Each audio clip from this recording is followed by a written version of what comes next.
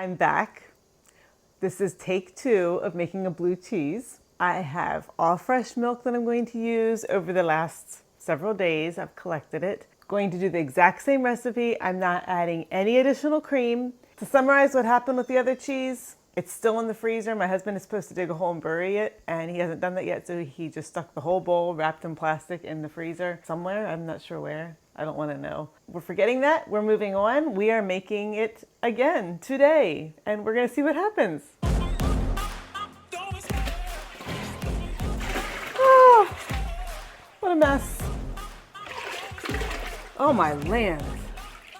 That was bad. The milk is at 90 degrees, so now we are going to add everything. First up, we are going to add flora danica, a teaspoon of that. Then we're going to sprinkle over a 1/4 teaspoon of meso adjunct, and we're going to sprinkle in this packet. Add these in and let them rehydrate for a couple minutes and then stir them in. And then we're going to do the calcium chloride and then rennet. I love the chase and the hunt, and I set the pace when I'm running. I always take what I want and I always give it 100. Don't need a bank, no I'm funded. Play the game like it's nothing. I'm always thankful for something. Don't take for granted, stay humble. Now wake up!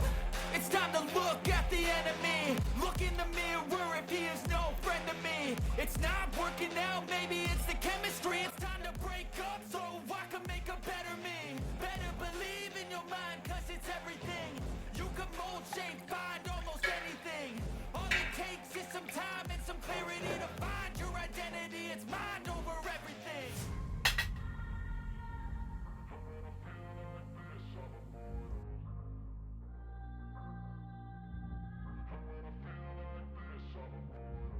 And when I feel like this, I'm immortal.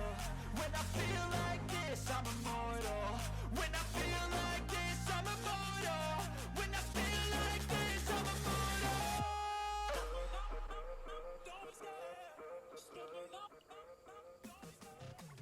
And this is the cheese curd. It has shrunk down. It's pretty soft and squidgy still, very moist.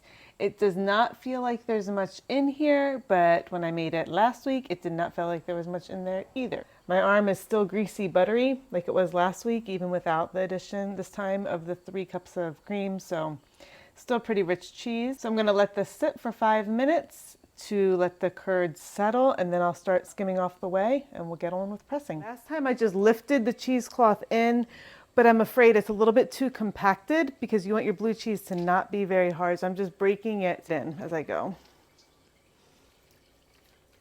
As before, this feels absolutely delicious.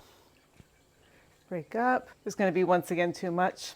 I'm beginning to think that a blue cheese is just a 6-gallon recipe for this mold. I'm going to taste it because I'm brave. It tastes delicious, just like last time. I'm going to keep piling this up, knowing that it will sink some. We're gonna make this huge, massive, massive cheese. I'm really piling this high. Probably overdoing it, but I know it will sink down. I'm just gonna tie that up like that. Put that on it and maybe this. Would that fit in there? Nope. Yeah, that fits. Just let it sit there for a minute. This is me pushing my luck.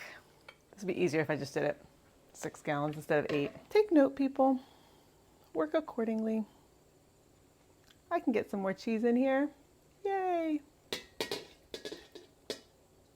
I'm imagining it tastes bad. I don't know if it tastes bad or not. Is it just my imagination? Is something wrong? This is where I kind of get all a little panicky. Tastes a little bit strong. Is that my imagination? I don't know. Let's let that set for like that for now. Let these sit like this for now. Come back in 20 minutes and see how these are doing. I'm gonna clean up. Now we're gonna flip. You can see it's come down almost to the level right here of the press. Flip this.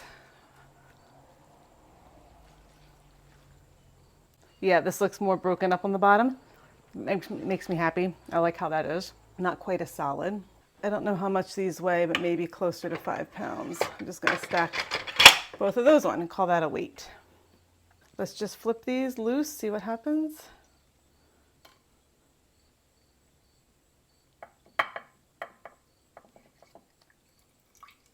Yep.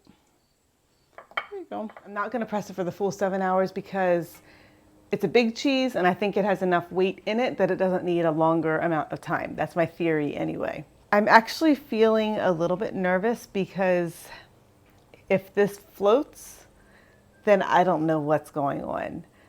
And I sensed that there was a problem last time at this stage. This is when it started becoming obvious. So we'll see if there's a problem this time. This is all fresh brine, ready to go. Here are these two little boogers, which are looking beautiful, and I will probably stick them in the fridge overnight because I don't think there'll be room for them in there. The cheese has been pressing right here, just with this weight on top, and you can see how it's dropped down to this level. I have probably filled about 3 or 4 of these with whey over the course of the afternoon. It overflowed once at least.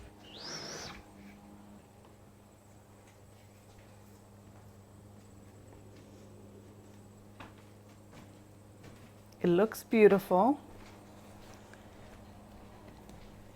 It feels beautiful. It feels soft and it does feel squishy, but I think that's just because it's a soft press.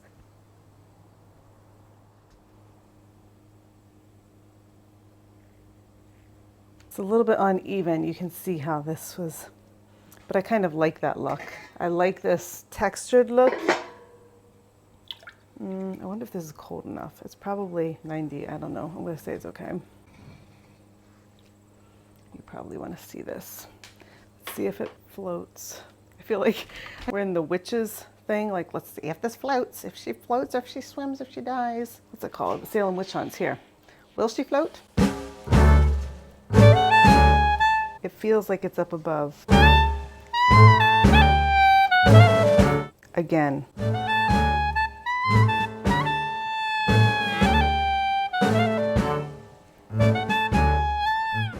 See, it's floating up that little bit higher. I do not know because I was super careful this time.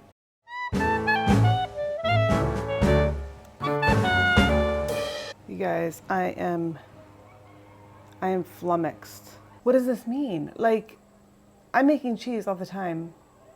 I'm making it normal. I don't have this problem.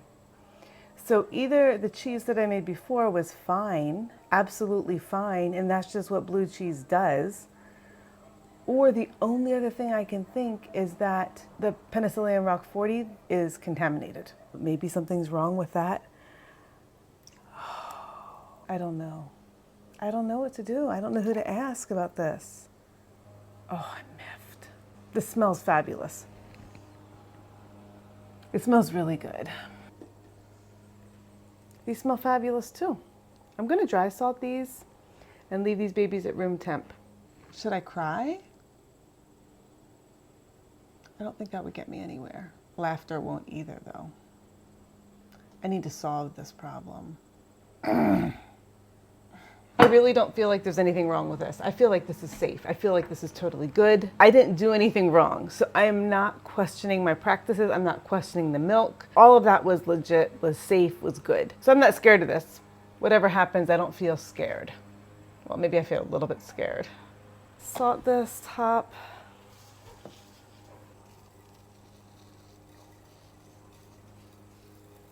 These look super cute. I want them to be good.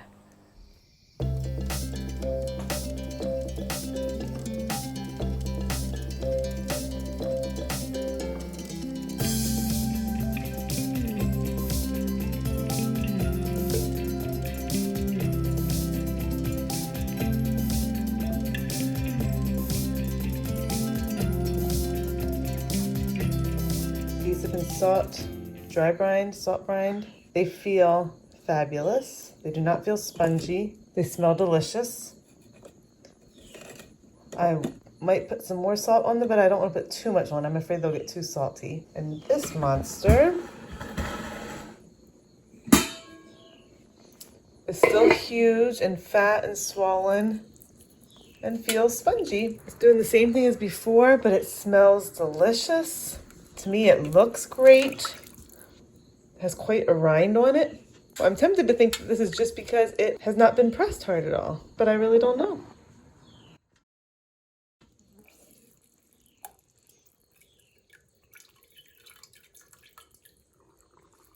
Almost 7 pounds. So along with that, that's right around the right amount. Because it is a soft cheese, it'll probably be brined for like 4 hours every.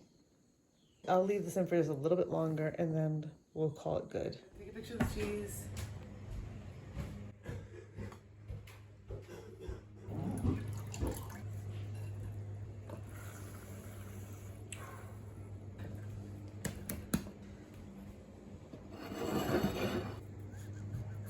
It's like a squeezy toy for baby. It smells so good. I could eat that. Let's check this out. Oh, there's a little bit of whey, not too much, not great. Ooh, there's quite a bit of whey in this plate, and salt and stuff.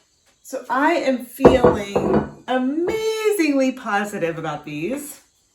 So much better than I was when I was in the pit of despair. These feel great. They feel so good. This is like a real cheese that feels good. I am hopeful. It's pretty much dry.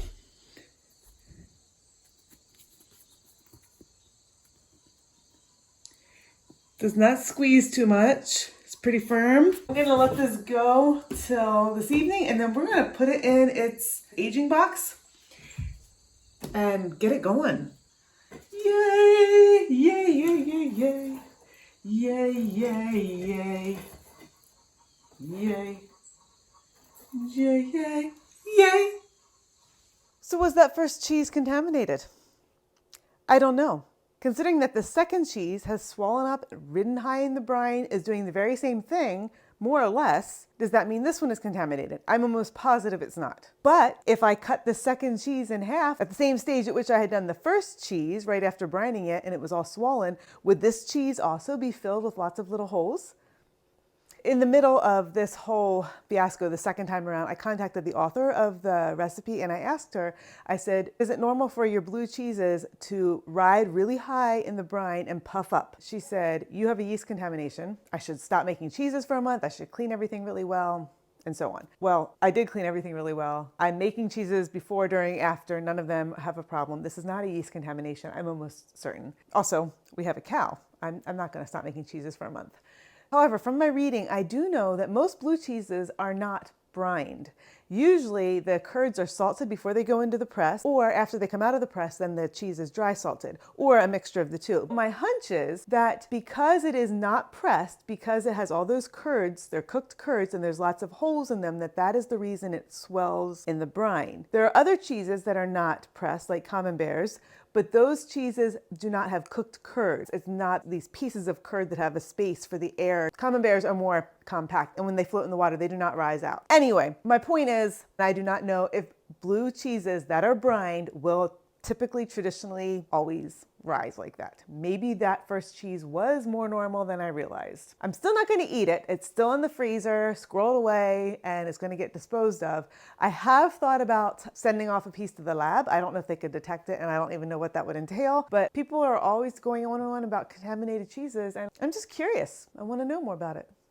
So that's where things are right now. If this video has been helpful to you, please hit the like button. Thank you.